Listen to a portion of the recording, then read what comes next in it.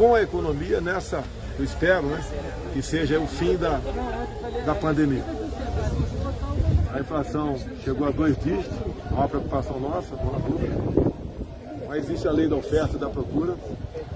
Muitos países estão com desabastecimento, já chegam a esse nível de desabastecimento.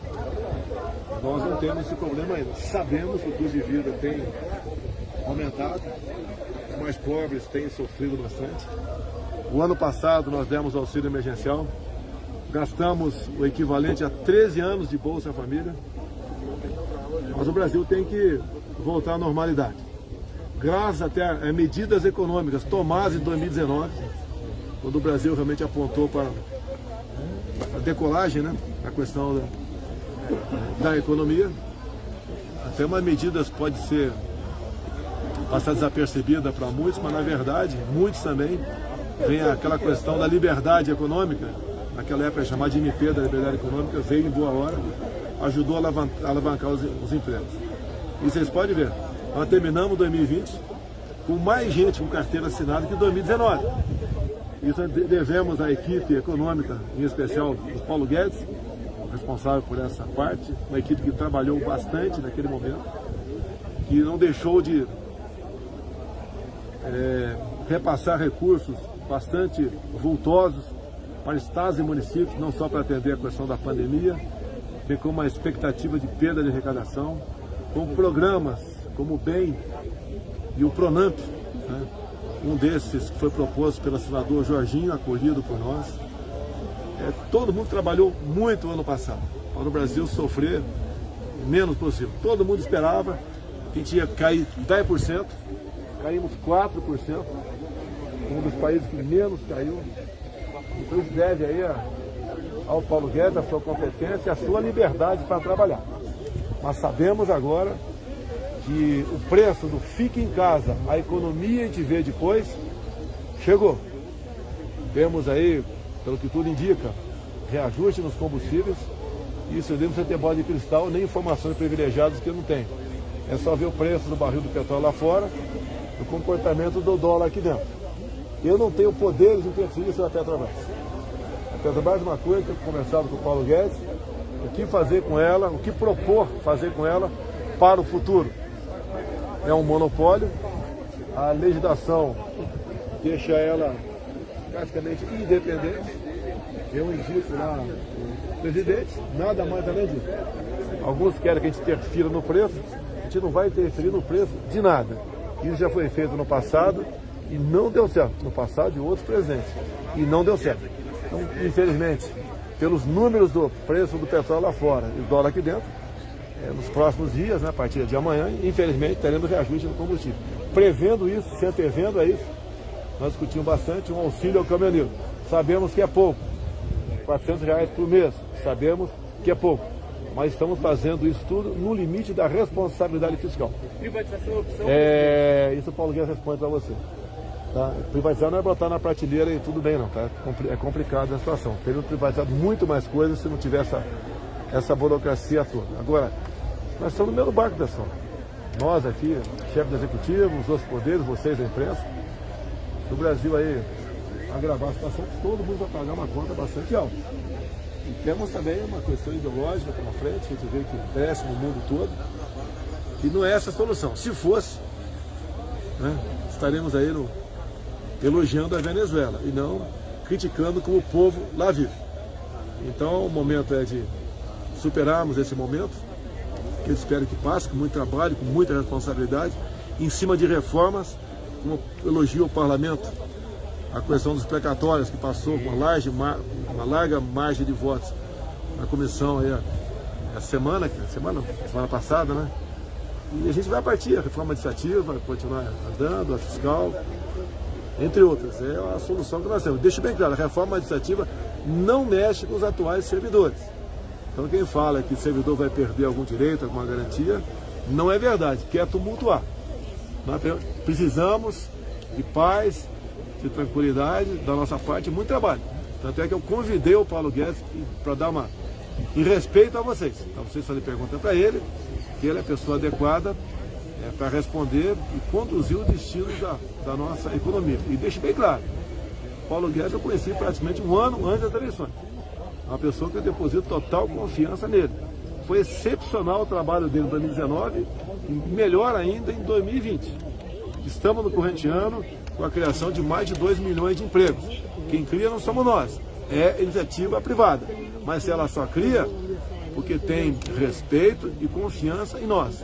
E nós faremos de tudo para não perder a confiança do mercado, do investidor e do cidadão de maneira geral. Repito aqui, antes de passar a palavra para Paulo Guedes. Quando se fala em reajustar combustível, não é eu que reajusto, não sou eu. É a Petrobras. E a Petrobras está amarrada também em legislações as mais variadas possíveis. Nós buscamos maneira de minorar esse problema. Tanto é que eu entrei com um processo, né, chama-se Ação Direta de Inconstitucionalidade por Omissão no Supremo, está indo para 3 meses. O Supremo não se manifestou ainda. Que diz lá, uma emenda constitucional de 2001, que o valor tem que ser nominal. E não é justo o ICMS incidir em cima dos próprios impostos federais, incidir em cima da margem de lucro, bem como no frete. Não é justo o ICMS incidir em cima disso tudo. Deixe bem claro, o governo federal mantém os impostos federais congelados desde janeiro de 2019. É um valor nominal, em real ou em centavo. Agora, não acontece com o ICMS. O ganho de governadores, toda vez que há algum reajuste na economia, é muito grande. O reajuste no combustível é muito grande. Isso não pode continuar acontecendo, é questão de bom senso. E na crise, né, quando se aumenta o combustível, não sou eu que aumento, deixo bem claro, os governadores ganham mais ainda em cima desse próprio reajuste. Vamos supor que tenha 20 centavos no preço da gasolina agora, semana que vem. Os 30% de ICMS em média incidem em cima disso. Então, cada governador ganha, em média, mais 6 centavos por litro. Isso não é justo. O governo federal não está ganhando, não queremos ganhar, mas o momento é complicado na economia. O sacrifício tem que vir de todas as partes. E a forma de se calcular ICMS não é equivocada, não. É injusta. Tanto é que temos ação no Supremo, só lamento a demora do Supremo em decidir essa questão. Paulo Guedes, quer falar? Bom, o presidente já disse, né? As reformas administrativas, por exemplo, vou dar um exemplo, reforma administrativa, são 300 bilhões, pelo menos, que nós economizamos para o futuro, sem atingir nenhum dos funcionários públicos atuais, simplesmente pelo disciplinamento e pela meritocracia nas contratações futuras. São 300 bilhões. De outro lado, o presidente, como disse, precisa enfrentar o problema da miséria que se agudizou durante a pandemia. E aí ele precisa de 30 bilhões para dar R$100 a mais no Bolsa Família.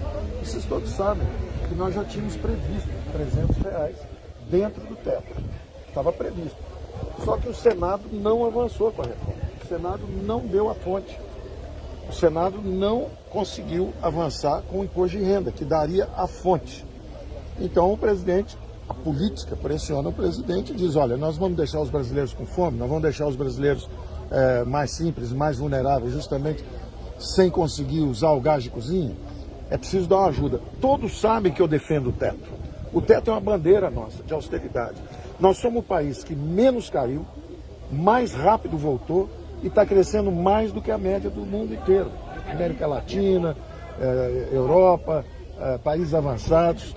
Então, nós fizemos um trabalho, justamente com o apoio do presidente, que botou o Brasil em pé. O Brasil está caminhando e vai crescer 5% esse ano, mais de 5% esse ano. Então, quando nós estamos caminhando, alguns ficaram para trás. Justamente como subiu o preço do combustível, subiu o preço da comida. Comida e energia é 50% do aumento dessa inflação toda no mundo. Então, o presidente diz, ô Paulo, nós vamos tirar 10 em orçamento e política fiscal e tirar 0 no social, ou é melhor tirar 8 ou tirar 7, flexibilizar um pouco, mas para atender os brasileiros mais frágeis. E a nossa conversa é sempre muito franca, baseada na confiança. Eu digo, presidente, se a gente fizer uma reforma administrativa que nos dê 300 bilhões, não tem problema dar 30 bilhões para os vulneráveis, para os frágeis. Se a gente avançar com o imposto de renda, por exemplo, que tributa justamente quem ganha 300 bilhões com juros e dividendos, nós podemos ajudar os mais frágeis. Então, nós conseguimos ajudar os mais frágeis fazendo o que nós sempre fizemos, fazendo as reformas, quando a gente avança com as reformas. A própria Petrobras é um veneno que pode virar vacina. Porque cada vez que o petróleo sobe, o combustível sobe, ela tem um resultado melhor.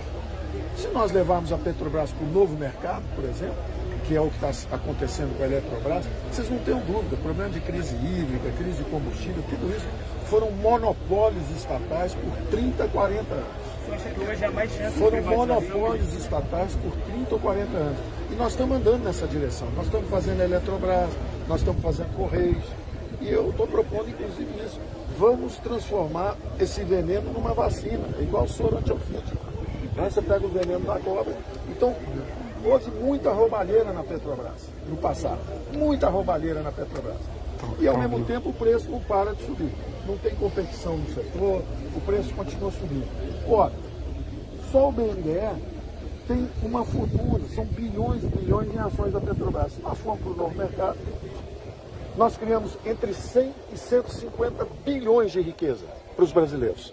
Vamos pegar esse dinheiro, vamos ajudar os mais frágeis, vamos acelerar os programas de transferência de renda, vamos fazer os programas sociais. Então, nós temos ferramentas. O importante é que a gente prossiga com as reformas. É como o presidente disse, nós gastamos 2 vezes mais que os países emergentes para proteger os brasileiros.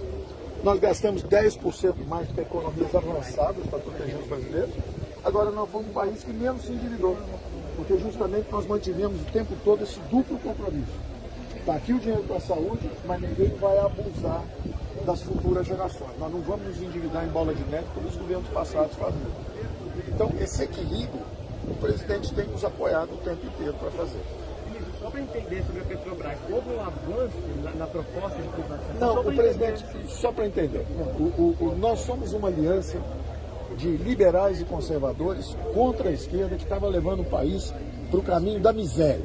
Caminho da Argentina, caminho da Venezuela, caminho da miséria, o empobrecimento da população. Nós queremos o caminho da prosperidade. E nós estávamos andando na direção certa. O Brasil já estava começando a decolar quando chegou o Covid. Nós somos o que menos caiu, o que voltou mais rápido e o que está crescendo mais rápido também. E agora, recuperando a economia brasileira, esbarramos nesse problema de alguns que foram deixados para trás. Nós nos endividamos pouco. A nossa dívida, que todo mundo dizia que ia para 100% do PIB, ela foi de 76% para 81%. Um dos países que menos se endividaram combatendo a pandemia. E gastamos bastante. Por que nós conseguimos fazer esse milagre? Foram as reformas. Nós fizemos uma reforma da Previdência, nós fizemos uma retomada dos leilões de petróleo da cessão onerosa, nós temos 540 bilhões de investimento contratado. A história que o Brasil não vai crescer é narrativa política. O Brasil vai crescer bastante. Já está crescendo esse ano e vai crescer o ano que vem. Agora, naturalmente, precisamos seguir com as reformas que viabilizam isso. Você acredita na aprovação da reforma administrativa ainda? Eu acredito, o presidente da Câmara, Arthur Lira, está comprometido com isso. O presidente da Câmara, Arthur Lira, aprovou o imposto de renda, que daí um reforço também para o Bolsa Família. Então, ele está comprometido. O presidente da República também sempre apoiou as reformas. Ele é um político popular, mas ele está deixando a economia ser reformista. Ele não é um populista. O presidente, ele fica num difícil equilíbrio. Porque de um lado os políticos querem botar 500, 600, 700, não é? Tem muito populista aí, candidato inclusive à presidência, falando em 600, 700, 800. Mas eles quebraram o Brasil e não fizeram esse auxílio emergencial. Eles quebraram o Brasil e não tiveram coragem de taxar os super ricos. Eles quebraram o Brasil e não tiveram coragem de fazer um conserto dessa roubalheira que foram as empresas estatais. O relator da reforma, ministro, cobrou um empenho do governo para aprovação nessa semana agora. Você acha que o governo nas próximas semanas... Qual o relator? O Arthur Maia. Da administrativa? Exatamente. Perfeitamente, está aqui a palavra do presidente. E esse é que é importante vocês entenderem. O teto é um símbolo. Ele é um símbolo de compromisso com as gerações futuras. Mas se você perguntar para as gerações futuras, nós vamos deixar 17 milhões de famílias brasileiras passando fome? Eles vão dizer que não. Eles vão dizer o seguinte, olha, façam um outro sacrifício aí, por exemplo, a reforma administrativa, que aí vocês poupam para as gerações futuras 300 bilhões. E aí vocês podem dar os 30 bilhões. Então, esse símbolo, que é o teto, nós estamos lutando por ele. Era muito fácil para o presidente chegar e falar assim, o Paulo Guedes vai embora para casa, eu vou dar 600, 700 para todo mundo. Isso é um governo populista. O presidente não é populista. Ele é popular, é diferente. Ele tem a sensibilidade de saber o seguinte, olha, chegou a hora que nós temos que atender. Tem brasileiro comendo osso, passando fome. A mídia mesmo ficou falando isso aí 3 meses. Tem brasileiro passando fome, comendo ossos. Como é que um presidente da República vai fazer? Ele fica num difícil equilíbrio. A equipe econômica fala assim, vamos dar 300. Aí os políticos, vamos dar 600. Aí ele vira e fala, olha, vamos dar 400? Aí eu, como economista, tenho que avisar o presidente, isso aí nós temos que pedir uma licença porque nós vamos atingir o teto. Ah, podemos reformular o teto. A reformulação é tecnicamente correta, para sincronizar as despesas com o teto.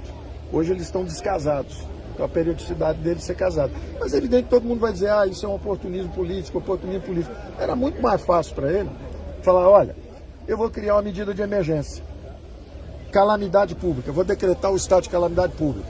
Primeiro teve uma calamidade pública pela crise sanitária e agora pelos efeitos da pandemia sobre os povos. Ele podia pegar todo esse discurso da fome e falar o seguinte, olha, vou fazer um orçamento paralelo, vou fazer um orçamento de guerra, igual foi feito o ano passado. Ele não é populista, ele não está fazendo isso. Ele está pedindo justamente o seguinte, como é que a gente resolve esse problema? E aí a economia está dizendo para ele, presidente, vamos avançando com as reformas, se fizermos a administrativa, nós economizamos 300 bilhões. Então qualquer pessoa séria no Brasil vai entender, olha, eles realmente empurraram um pouquinho mais aqui o teto, mas em compensação gastaram 30 e economizaram 300. Então eles estão fazendo o dever de casa. Presidente, Paulo Guedes, esse conflito está pacificado entre a ala econômica... Só ele que pergunta, eu queria fazer uma pergunta para o senhor. Vamos fazer a pergunta, perfeito. Presidente. Perfeito. No passado, foi proposto a isonomia salarial. O que ia acontecer? O salário mínimo, que ganha pouco, teria um aumento maior. E ia diminuindo os aumentos, quem ganhasse mais receberia menos. Com isso, vocês iam economizar muito dinheiro fazendo a isonomia salarial. Porque isso, ninguém comenta isso, nem a imprensa. A imprensa só faz que tumultuar. Então, por que não pergunta se isonomia salarial? Por exemplo, o cara ganha 30 mil, ele vai ter um aumento de 10%. O cara ganha 15 mil, vai ter um aumento maior. Então, isso vai igualar a classe salarial. Por que isso não é feito? Isso tem uma explicação interessante para atacar esse problema, que são os super salários. Os super salários. Na administração pública tem super salários. Isso poderia ser feito também dentro de uma reforma, mas nem isso nós estamos fazendo. A sua pergunta é pertinente. A nossa reforma administrativa, ela é tão generosa com o atual funcionalismo que nem isso ela faz. Ela não está atingindo nem os super salários. Ainda assim, só com a gestão efetiva, com a valorização dos quadros públicos, com a meritocracia, nós vamos economizar, no mínimo, 300 bilhões de reais nos próximos 8, 10 anos. 300 bilhões. Eu pergunto, qualquer economista sério, você pergunta, vem cá, você dá 30 bilhões para os mais fracos hoje, para os mais frágeis, para os que precisam de ajuda, mas em compensação você economiza 300 bilhões para filhos e netos? A resposta é sim, presidente. Se for isso, não tem problema. Eu peço exceção para o teto. Presidente, o G20 começa agora dia 30. É uma oportunidade de mostrar ao mundo que o Brasil avançou na vacinação? G20, eu tive lá. Eu fui lá e mostrei para eles que o Brasil caiu menos do que os países do G20, voltou mais rápido que os países do G20, está crescendo mais do que a média do G20 e vacinou mais do que o mais avançado deles que produziu a vacina, que são os americanos. Nós já vacinamos 94% primeira dose da população e já vacinamos 50 e tantos % com as 2 doses. Então, isso é um retorno seguro ao trabalho.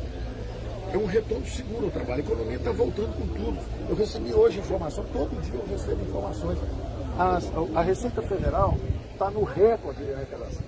A geração de emprego está gerando 370 mil empregos por mês. O Réveillon no Rio de Janeiro, 100% de ocupação, já tudo reservado. Esse final de ano, o setor mais vulnerável nosso, que mais sofreu, que foi turismo, serviços, comércio, vai explodir de crescimento. Então, o Brasil está crescendo e o Brasil vai crescer. São 540 bilhões de investimento. Daqui até o fim do ano, nós ainda vamos seguir com Correios, com a Eletrobras. Eu acho, o ministro Tarcísio tem dito, por exemplo, que acredita que nós vamos conseguir mais 540 bilhões de compromissos. Nós vamos chegar a quase 1 trilhão de investimentos. Compromisso, isso não são planos, isso são compromissos, contratos assinados. Sexta-feira próxima, o ministro deve estar fazendo a Dutra, a concessão da Dutra, que é também, de novo, mais dinheiro para o governo, para justamente pagar para os mais frágeis. Então, o que está acontecendo é o seguinte, nós conversamos com o G20 e mostramos o seguinte, o governo gastava 19,5% do PIB. Com a pandemia, nós fomos a 26,5%. Foi o país que deu um dos maiores saltos para proteger a população. Aí voltamos esse ano para 19,5%. E o ano que vem nós vamos cair para 17,5%. Aí o presidente fala, em vez de 17,5%, que tal cair só para 18,5%? Calibrar um pouco, moderar essa velocidade de aterrissagem fiscal, em vez de fazer aterrissagem muito forte, muito rápida no fiscal e deixar a população desprotegida, vamos aterrissar um pouco mais lento, vamos cair de 19,5% para 18,5% e vamos atender a população mais frágil. Isso aí politicamente é incontornável. Eu não teria bom senso. As pessoas falam, mas você é o defensor do teto. Eu sou defensor do teto. Eu vou continuar defendendo o teto. Eu defendo as privatizações. Agora, o presidente tem que tomar uma decisão política muito difícil. Se ele respeita o teto, ele deixa 17 milhões de famílias passando fome. Então, ele tem que pedir uma ação social que proteja a população. E eu tenho que calibrar essa ajuda, dizendo, presidente, até os 400 o senhor quer? É possível. Se a gente fizer uma administrativa, nós demos 30 bi e economizamos 300 bilhões. Só para fechar sobre o teto rapidinho, o que você quer dizer aos economistas que dizem que essa flexibilização do teto de gastos vai Eu vou te dar a resposta. Um economista que está criticando muito isso é o Marilson da Nova. Ele levou o Brasil para 5.000% de inflação, com a política feijão com arroz dele. Então, ele levou o governo brasileiro ao caos, à hiperinflação. Um segundo economista que criticou bastante foi o Afonso Pastore, que era um bom amigo, é um economista com um passado razoável, não tem um bom treinamento em equilíbrio geral. Ele não está entendendo o que nós estamos fazendo. Então ele fica me xingando, me atacando o governo. Ele serviu a um governo militar, ele fica falando, o Paulo Guedes está ajudando o Bolsonaro. Bolsonaro é um presidente democraticamente eleito, 60 milhões de votos. Então o Afonso Pastore, que trabalhou para o governo militar do Figueiredo, que foi um caos, que tocou fogo no Brasil, porque exatamente fez uma política errada, ele estava no Banco Central, não fez nada e está me criticando porque eu estou ajudando um presidente democraticamente eleito. Ele ajudou um governo que não foi democraticamente eleito, tinha que ficar quieto e ter uma velhice digna. O outro que está criticando é o Henrique Meirelles, candidato. Ele trabalha para qualquer partido, a qualquer momento, em qualquer lugar, a qualquer hora. Ele está sempre à disposição, tá certo? Então, está criticando. O que ele fez? Deu 3 aumentos de salários, ele garantiu 3 anos. Nós, no primeiro ano, tivemos que dar aumento de salário que ele contratou no governo dele. Tanto que nós fizemos uma lei que agora impede alguém de aumentar o salário para o outro governo pagar. Ele aumentou 3 anos seguidos o salário, calculou onde é que ficava o teto para deixar ele fazer esse excesso de gastos, e aí botou o teto e saiu correndo. Não fez a reforma da Previdência, não fez a reforma tributária, não fez a reforma administrativa, não fez nada, só botou o teto e saiu correndo. Esses são os 3 economistas que estão criticando mais. São os mais conhecidos.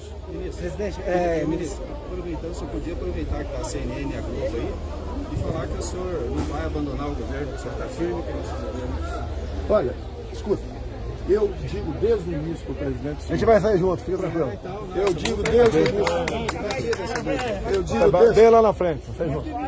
Eu digo desde o início para o presidente o seguinte: o Brasil teve, no final dos 2 governos militares, os 2 últimos, e durante todo o governo de centro-esquerda brasileiro, nós tivemos uma concepção dirigista, uma concepção de atuação de governo. O Brasil, que era uma das economias mais dinâmicas do mundo, caiu numa armadilha de baixo crescimento, degenerou-se a política, com uma corrupção endêmica, e, ao mesmo tempo, nós paramos de criar emprego e começamos a perder a população. Nós somos a maior colônia de japoneses fora do Japão, segunda maior colônia de imigrantes italianos, terceira maior de alemães. Nós temos mais libaneses no Brasil que no Líbano. Todo mundo vinha para o Brasil. Agora os brasileiros estão indo embora, estão fugindo do Brasil. Então o presidente está tentando justamente fazer essa guinada no Brasil em direção ao caminho da prosperidade. Mais uma economia de mercado, mais forte, uma economia que o governo se dedica só a ajudar os pobres e não a ficar dando campeões nacionais. Nós democratizamos o crédito, É a primeira vez que tem uma recuperação econômica brasileira que metade do crédito foi para a pequena e média empresa. Então nós estamos tentando fazer o nosso trabalho. Agora nós fomos golpeados por uma pandemia mundial. Como é que nós podemos jogar a culpa, seja no presidente, seja no ministro, de uma pandemia mundial? Nós estamos fazendo o que é possível e queremos a cooperação. Eu peço sempre ajuda e eu digo sempre, nós acreditamos na democracia brasileira, nós acreditamos no Congresso para nos ajudar nas reformas, o Supremo tem nos ajudado nas reformas. Às vezes alguém se excede aqui ou ali, mas é da democracia. O presidente sempre fala, vou jogar dentro das 4 linhas, vou jogar dentro das 4 linhas. Agora nós esperamos que todo mundo jogue dentro das 4 linhas, que a mídia procure a verdade, em vez de se fazer militância política, que o presidente do Senado avance com as reformas, que ele se lança presidente da República agora, presidente do Senado. Ele se lança presidente da República. Como é que pode ser, se ele não avançar com as reformas, como é que ele vai defender a própria candidatura dele? Ele precisa avançar com as reformas, ele precisa nos ajudar a fazer as reformas. Ele não pode fazer militância também. E eu tenho certeza que não vai fazer. Nós conversamos semana passada, ele falou, olha, nós temos que acelerar o precatório, a aprovação, nós temos que avançar com as reformas. Ele sabe que nós estamos no caminho certo. O presidente do Senado sabe que nós estamos no caminho certo. Eu desafio qualquer economista que esteja trabalhando para ele que não vai dizer que temos que fazer essas reformas que nós estamos fazendo. Então, se ele quiser, inclusive, se viabilizar politicamente como uma alternativa séria, ele precisa ajudar o nosso governo a avançar com as reformas. Porque o presidente quer avançar, nós queremos avançar. O presidente da Câmara, o deputado Arthur Lira, quer avançar. Então, nós estamos esperando o Senado também nos ajudar a avançar. E eu tenho certeza, o Senado, eu tenho conversado com gente lá, eles querem avançar também com as reformas. Todo mundo quer ajudar o Brasil a dar certo. Uma coisa importante, a questão do óleo diesel. Nós importamos na ordem de 20% do diesel consumido aqui. Se aquelas 3 refinarias lá atrás, na época do PT, uma só fosse feita, não teríamos esse problema. Além de não fazerem, 3 refinarias, 2 no Nordeste e uma no Sudeste, deixou uma dívida na casa dos 100 bilhões de reais para quem bota combustível no carro pagar. Então quer justificar o que está acontecendo, estão mostrando o que está acontecendo, o que foi feito de errado lá atrás. Nós praticamente saneamos muita coisa no Brasil. Em 2015, a estatais deu prejuízo de dezenas de bilhões de reais. Em 2020, deu lucro de dezenas de bilhões. Essa diferença está na casa dos 100 bilhões, dinheiro que ia embora, por ralo. E nós tratamos com responsabilidade. Você pega uma CEAGESP em São Paulo, um foco de roubalheira, tudo que de errado tinha, acontecia lá. Botamos lá uma pessoa adequada para a função. Um coronel recém saiu da rota. Resolveu a questão da CEAGESP. É um exemplo. Olha Itaipu Binacional, não dava lucro. O lucro era muito pequeno. O ano passado, do excedente da Itaipu Binacional, investimos 2,5 bilhões no estado do Paraná, em comum acordo, né, com o próprio governador Ratinho, que é um grande aliado nosso. A segunda ponte com o Paraguai, extensão da pista do aeroporto de Foz do Iguaçu. Atendemos a mais de 40 municípios do Noroeste Paranaense. Os Correios deram lucro ano passado de 1,5 bilhão. Era um foco de corrupção enorme. O próprio Mensalão nasceu lá no Rio de Janeiro. O Mensalinho também nasceu lá. E nós, o ano passado, com a administração de um general, passou a dar lucro de 1,5 bilhão ano passado. E a previsão desse ano dá lucro de 3 bilhões. Ou seja, nós estamos no caminho certo. Olha como era o Inmetro lá atrás, tomado em 3 Pinos. Quando nós, eu e o Paulo Guedes, descobrimos aqui, o Inmetro queria trocar os tacógrafos de todas as viaturas do país, mais de 2 milhões de caminhoneiros, queria também um chip para bomba de combustível e queria trocar todos os taxistas do Brasil, mais de 500 mil taxistas. O que nós fizemos? Não só abortamos essa questão, como demitimos toda a diretoria e a presidente do Inmetro naquele momento. Hoje o Inmetro trabalha para o Brasil, tanto é que ninguém reclama do Inmetro. Botamos lá um coronel formado pelo IME, deu certo. Era um choque de autoridade, choque de responsabilidade. Muitas áreas do Brasil, não é nem tanto o gestor, é um caso de polícia para começar. Estamos tratando o Brasil de forma adequada. Temos muitos gestores do nosso lado, mas a questão de moralizar aquela questão é importante. Estamos completando 3 anos sem corrupção. Isso não é virtude, é obrigação. Mas até há poucos anos tínhamos 2, 3 escândalos por semana. E olhe, se isso não tivesse feito, como estaria a nossa economia agora, com essa crise econômica, né, pós-pandemia, no mundo todo. É a marca do nosso governo. Aqueles que acham que derrubar o governo é o suficiente, apresenta a solução agora. Se for boa, o Paulo Guedes acolhe agora a sugestão dessa pessoa. Mas não são sugestões simplistas, voltadas para o populismo. Tem que ser coisa séria. Lamentamos a situação que se encontra o pobre no Brasil, passando dificuldade. Tanto é que estamos socorrendo essas pessoas mais pobres, como socorremos o ano passado. Não estamos aqui lutando por eleições em 22, não se toca nesse assunto. Tanto é que até o momento nem partido eu tenho ainda. É o Brasil que está na frente. Todos nós estamos exatamente no mesmo barco. Quem é todos nós? Todos nós, 210 milhões de brasileiros. Pessoal, falar um pouquinho dessa visita de hoje? Aqui é visita de cortesia, é uma feira legal. Tá?